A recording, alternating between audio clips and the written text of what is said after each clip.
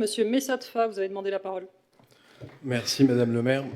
C'est cette DSP pour une crèche municipale, pour une crèche est la première, comme vous l'avez dit, à Levallois. D'habitude, les crèches municipales étaient organisées en régie, directement. Nous avons eu un échange en commission pour essayer de comprendre le pourquoi de cette réorientation. Le prix a été questionné et on s'est rendu compte qu'au final, le prix d'un berceau pour la ville en régie ou en DSP était le même. Est-ce que c'est motivé, est-ce que cette DSP est motivée par les investissements nécessaires, c'est-à-dire les 980 000 euros? À la réponse, à mon avis, non, parce que Babylou réintégrera les investissements réalisés dans le prix du berceau donné. Donc on ne va pas vous surprendre, mais on votera contre le principe de la délégation de service public pour les crèches, pour la crèche, qui est quand même une compétence qui a toujours été en régie à Levallois. Vous voulez faire un test avec Babylou et nous souhaitons continuer à faire confiance à la qualité des crèches municipales levalloisiennes avec les agents de la ville. Je vous remercie. Alors, pour vous répondre, oui, effectivement, ce choix a été largement motivé par les investissements à faire pour construire cette crèche, pour aménager cette crèche. Plus de 900 000 euros à la charge donc, de Babylou. On leur livrera cette coque brute de béton et à eux la charge de faire les aménagements, d'acheter le matériel, etc. etc. Sur ce choix-là, oui, on en avait effectivement parlé également. Il y a aussi une forte tension sur le secteur pour recruter du personnel et recruter des agents. Le choix a été fait justement de préserver nos agents et d'essayer de ne pas surcharger les crèches municipales pour qu'elles aient une certaine souplesse et un certain confort de travail. Ça nous permet aussi, en déléguant cette gestion sur cette crèche à Babylou, de concentrer notre attention sur le personnel déjà présent et ne pas avoir à intégrer encore du personnel pour pouvoir gérer une nouvelle crèche. Donc c'est effectivement un choix qui a été fait en pensant au personnel communal. Sur le prix, et je vous prie de m'excuser, mes réponses étaient un peu confuses lors des commissions, donc j'ai un peu retravaillé tout ça. Effectivement, aujourd'hui, quand on accueille un enfant en crèche municipale, le coût d'un accueil chaque mois est 4 500 euros par enfant. Vous déduisez à ces 4 500 euros les aides de la CAF, la participation des familles, qui sera strictement la même sur cette crèche Vergniaud. C'est-à-dire que les parents qui auront leur enfant accueilli sur la crèche Vergniaud ne paieront pas davantage que les parents qui ont leurs enfants accueillis dans les autres crèches. Donc là, il n'y aura pas de récupération de Babylou sur les tarifs qu'ils pratiqueront. Ce sera strictement les mêmes. Donc, 4 500 euros, vous enlevez les aides de la CAF, les aides du département, les participations des familles, etc. In fine, ce sont 1 500 euros par enfant qui restent à la charge de la ville à supporter chaque mois pour accueillir un enfant. Et en fait, quand vous regardez 1 500 euros x 30, le nombre de berceaux, x 11, le nombre de mois accueillis, on arrive sur ce 495 000 euros, qui est à peu près le montant en fait, que l'on va donner à Babylou chaque mois pour leur permettre de fonctionner. C'est-à-dire qu'on ne peut pas demander à notre délégataire de supporter le coût d'aménagement de la structure, d'être déficitaire en pratiquant des prix qui sont en deçà de ce qu'ils pratiquent d'habitude, puisque justement on va leur demander de pratiquer un prix égal à celui qu'on pratique nous dans nos crèches. Donc voilà, c'est la raison pour laquelle chaque année la ville abondera cette DSP dans le cadre d'une surcharge, enfin d'une subvention d'équilibre, à hauteur de 465 000 euros. Donc, pardon de ne pas vous l'avoir expliqué clairement en commission. Ici, c'était très clair en commission, vous aviez donné cette répartition, et on était bien tombé sur des chiffres allant de 1500 à 1600 environ. Ce que j'entends par Babylou, c'est une entreprise, c'est pas des bons samaritains. Ce que je veux dire, c'est que dans leur modèle économique, c'est que les 980 millions qu'ils vont investir, ils vont devoir récupérer l'argent derrière.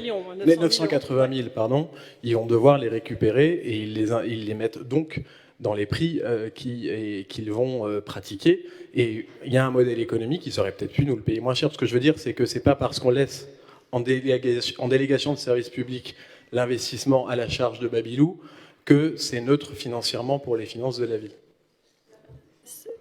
C'est l'amortissement sur 10 ans, effectivement. En tout cas, ce sera neutre pour les parents levalloisiens. Et au bout de 10 ans, nous récupérerons, nous, l'équipement. C'est-à-dire que nous serons propriétaires de l'équipement au bout de 10 ans. Donc ça, c'était important à le souligner. Monsieur Messatfa. Merci. Nous voterons favorablement pour ces avenants et ces apports, car ils amènent au niveau du stationnement en voirie des améliorations, que ce soit pour les professionnels, les entreprises et les professionnels de santé. En revanche, on aurait pu profiter de ces avenants-là pour aller sur le vrai problème que nous avons à Levallois de stationnement, qui consiste aussi à traiter la problématique du stationnement en sous-sol. Nous avons vu, beaucoup de choses là sont faites pour le stationnement en voirie, mais on ne propose rien pour optimiser le stationnement en sous-sol. Et dans une ville dense comme Levallois, l'enjeu premier, c'est de récupérer de l'espace. Donc on a une augmentation des tarifs, donc on passe pour les résidents de 125 à 129 euros, mais aucune réflexion est menée, alors que en décembre 2023, je crois bien, nous avions étudié le rapport annuel de Levapark qui présentait des taux d'occupation un peu inquiétants. Donc je reviens sur le parking de Pompidou, 30% d'occupation annuelle, celui de Pierre Brossolette qui est à 19% d'occupation annuelle. On a Jules Guette qui est à 49 pour arriver sur un total d'environ 50% des parkings qui sont à un taux d'occupation inférieur à 60. Donc si on veut récupérer de l'espace en surface, il faut réfléchir à une meilleure tarification et une adaptation aux usages. Il y a des personnes qui utilisent, je le répète assez souvent, je n'irai pas trop en profondeur sur le sujet, mais il y a des personnes qui utilisent leur voiture quotidiennement, qui ont besoin d'avoir leur voiture à 200 mètres, et il y a des personnes qui utilisent le week-end et qui sont capables de marcher plus loin et d'aller dans des parkings un peu plus éloignés et un peu plus vides, si on arrive à les inciter grâce à une tarification adaptée. Deuxième chose, qui sera sous la forme de deuxième et dernière chose qui sera sous la forme de questions. On a sanctuarisé encore davantage et rappelé la gratuité pour les personnes à mobilité réduite en voirie.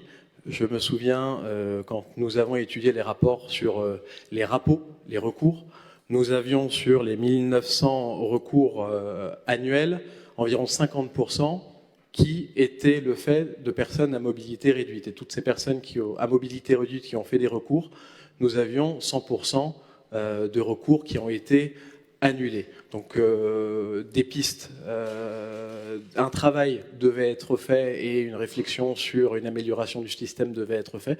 J'aimerais savoir si les choses ont avancé de ce côté-là pour les personnes à mobilité réduite. Je vous remercie. Alors, concernant les deux points et sur le taux d'occupation des parkings, un rapport sera présenté au conseil municipal d'ici la fin de l'année. Et je pense que, enfin, j'ai quelques échos selon lesquels les taux d'occupation de nos parkings sont très bons et ont même progressé. Donc on en prendra tous ensemble connaissance cet hiver, peut-être au mois de décembre, probablement, sur ce taux d'occupation, et on pourra réaborder le sujet à cette occasion. Je m'appuie sur les rapports de Levapark, excusez-moi. Oui, oui, mais ça sera voilà. Tout à fait. Je prends les chiffres de Levapark, pas ceux d'ailleurs. Et ça sera Levapark qui produira, le délégataire, qui produira ces chiffres. Donc voilà pour le premier élément. Sur l'offre de service, ça fait partie de la DSP que vous avez adoptée donc en septembre dernier. Donc derrière tous les investissements qui vont être faits dans nos parkings, il y a aussi une volonté de rendre nos parkings plus attractifs et plus modernes en termes de prestations. Donc ça fait partie aussi du sujet. Donc je le redis à cette occasion, puisque vous m'en donnez l'opportunité.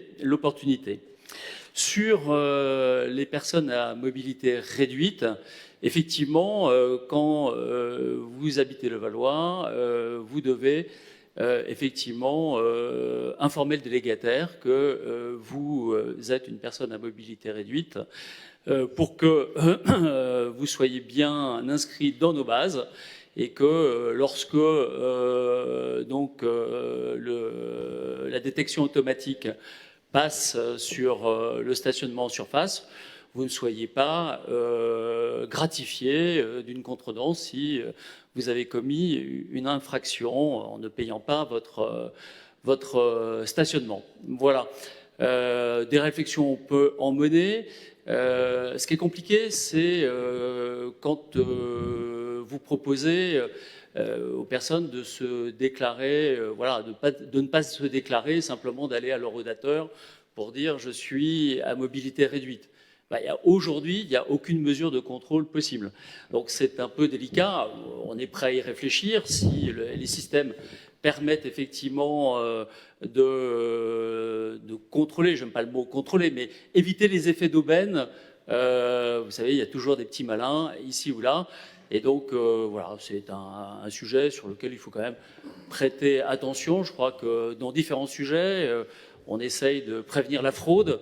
Et voilà, et ça peut en faire partie. Si je peux me permettre, voilà. Le rapport, et cette constatation-là date du 30 janvier 2024, ça fait donc 8 mois. Et donc 8 mois, des solutions existent.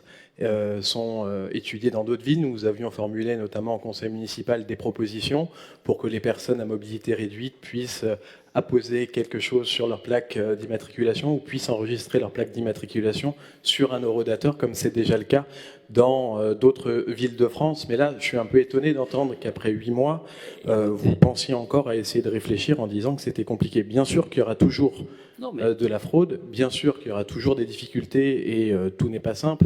Mais là, après 8 mois, je voulais juste savoir si des réflexions avaient été entamées. Et apparemment, aujourd'hui, vous me dites que non. Et je trouve ça bien dommage pour les personnes à mobilité réduite qui viennent à Levallois. Le système est déjà assez fastidieux parce que pour les Levalloisiens, il faut aller à Levallois Découverte pour se enregistrer. Mais si, par exemple, nous avons des amis qui viennent de l'extérieur et qui sont à mobilité réduite, quand elles arrivent ici, elles doivent se déclarer à Levapark. Et il faut avouer que quand vous venez dîner chez vos amis, il est un peu délicat de se dire tiens, je vais appeler le gestionnaire et le délégataire du stationnement pour me déclarer handicapé et pour pouvoir profiter de mon dîner sans me prendre une contravention. Bon, c'est entendu. Voilà. Après 8 mois, vous savez, sur une vie. Donc, il ne faut pas non plus être toujours 8 mois pour une personne à mobilité réduite, c'est compliqué quand même. Voilà, donc je pense qu'il faut réfléchir. C'est ce que nos électeurs attendent de nous, c'est qu'on pose les choses, qu'on réfléchisse un peu et qu'on propose des solutions qui tiennent la route plutôt que de s'emballer comme ça. Oui, faire des effets d'annonce, mais quand on ne peut pas contrôler et que finalement on crée des effets indésirables, ce n'est pas vraiment une bonne solution. Donc, mais c'est entendu. Voilà, donc je mets, s'il n'y a pas d'autres prises de parole, je mets cette délibération aux voix. Y a-t-il des votes contre? Des abstentions? Merci, chers collègues. Cette délibération est donc adoptée à l'unanimité.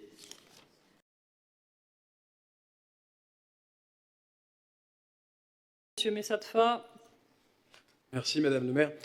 L'intérêt d'avoir une équipe Fagnon, comme peut l'être l'équipe de volet de Marianne, elle s'appelle. Des Marianne SFPL, je n'ai plus l'acronyme, mais c'est la société qui supporte, avec qui on fait cette convention-là, peut trouver un sens. Vous avez fait un choix politique de féminisation, mais j'ai une question sur ce sujet-là. On en avait déjà parlé pour aller au bout de la démarche et que cette équipe Fagnon puisse irriguer la pratique sportive du volley féminin dans la ville. Est-ce que vous avez prévu, comme il a toujours été le cas quand on développait du sport à Levallois et des sections, je parle du judo, je parle du tennis de table, vous avez l'intention de faire des sections sportives et développer des sections sportives dans les collèges et les lycées, et si vous aviez aussi l'intention de développer davantage l'activité volley au sein de la ruche, parce qu'aujourd'hui, elle est accolée au basket en faisant un 50-50, mais n'est pas une discipline à part dans les activités périscolaires. Donc, est-ce que vous allez aller au bout de cette démarche-là? Et je pense que, et je le rappelle, c'était tout l'intérêt d'une équipe Fagnon supportée par une municipalité, c'est d'avoir derrière des retombées dans la pratique sportive pour tous.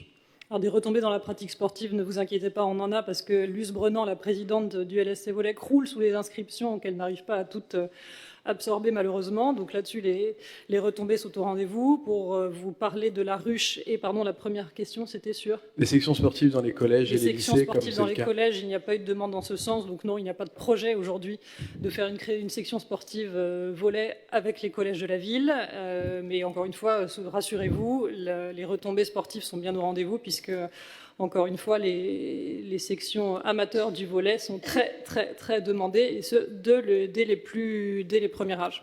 Voilà. Oui.